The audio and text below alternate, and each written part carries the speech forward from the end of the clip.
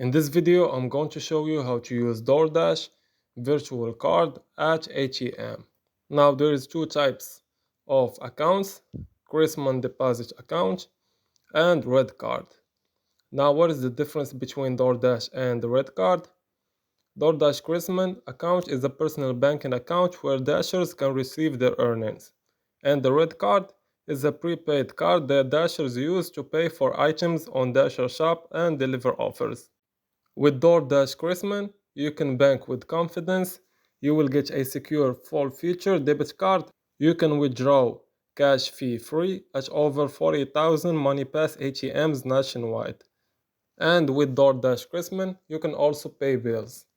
The DoorDash Christmas deposit account is established by Syrian Bank, member FDIC. The DoorDash Christmas Visa debit card is issued by Syrian Bank pursuant to a license from Visa USA Incorporation.